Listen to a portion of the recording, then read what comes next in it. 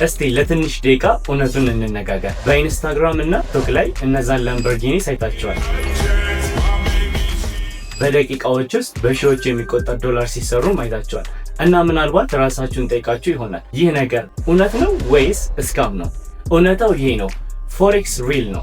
በዓለማችን ላይ ትልቁ ፋይናንሻል ማርኬት ነው። ግን ጌት ሪች ኩዊክ ስኪም አይደለም፣ ወይም በአንድ ጀንበር ሀብታም የምትሆኑበት ማጂክ አይደለም። $10 አምጥቼ ነገ ሚሊዮነር እሆናለሁ ብላችሁ ካሰባችሁ ፕሊዝ አሁኑኑ ቪዲዮን ዝጉት። ሲሪየስሊ ይሄ ኮርስ ለእናንተ አይደለም። ግን አንድ ስኪል መማር ከፈለጋችሁ ባንኮችና መንግስታት ለአመታት ገንዘብ ለመስራት የሚጠቀሙበትን ሲስተም በትክክል ለመማር ዝግጁ ከሆናችሁ ትክክለኛ ቦታ ላይ ናችሁ። ስሜ ብስራት ይባላል። ወደ ዜሮ ቱ ፕሮ ፎሬክስ ማስተር ክላስ እንኳን በደህና መጣችሁ። በዚህ ኮርስ ውስጥ ቁማር አንጫወትም፣ በግምት አንገበያይም።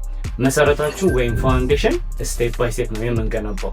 ኦኬ ሶ በዚህ ኮርስ መጨረሻ ፒፕ ምን እንደሆነ ብቻ ሳይሆን ባዶ ቻርት አይታችሁ ገንዘቡ ወዴት እየሄደ እንደሆነ መረዳት ትችላላችሁ። ሶ ቁማር መጫወት አቁማችሁ ትሬዲንግ መጀመር ከፈለጋችሁ ሰብስክራይብ በተኑን ተጫኑ፣ ማስታወሻ ደብተራችሁን አዘጋጁ፣ ወደ ስራ እንግባ።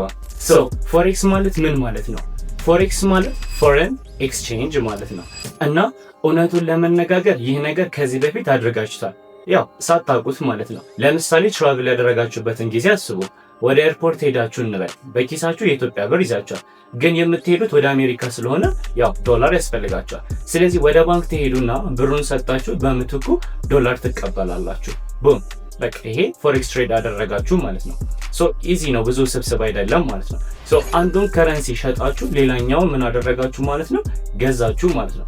አሁን ይህንኑ ተመሳሳይ ፕሮሰስ በጣም በትልቅ ደረጃ አድርጋችሁ አስቡት። እያወራን ያለነው ጋይስ በጣም ትንሽ ስለሆነ ነገር አይደለም። እያወራን ያለነው ስለ ቫኬሽን ብር አይደለም። እያወራን ያለነው እንደ አፕል እና ቶዮታ ስላሉ ትላልቅ ኩባንያዎች ነው። እያወራን ያለነው ጋይስ ስለ ትላልቅ መንግስታትና ባንኮች ነው። ሶ ፎሬክስ ማለት የዓለማችን ገንዘቦች የሚገበያዩበት ቦታ ነው። እና ክሬዚ ፓርቱ ምን መሰላችሁ? የኒውዮርክ ስቶክ ኤክስቼንጅ በቀን ወደ 22 ቢሊዮን ዶላር ያንቀሳቀሳል። ይሄ በጣም ብዙ ብር ይመስላል አይደለ? ፎሬክስ ማርኬት ግን በቀን 6.6 ትሪሊዮን ዶላር ያንቀሳቀሳል። ፎሬክስ ውቅያኖስ ቢሆን ስቶክ ማርኬት የውሃ ገንዳ ወይም ስዊሚንግ ፑል እንደማለት ነው። ሶ ይሄ ለኛ ምን ይጠቅማል? ለምንስ ፎሬክስ ትመርጣላችሁ? ምክንያቱም ያ ቮለታሊቲ ያ የገንዘብ መንቀሳቀስ ትልቅ ኦፖርቹኒቲን ይፈጥራል።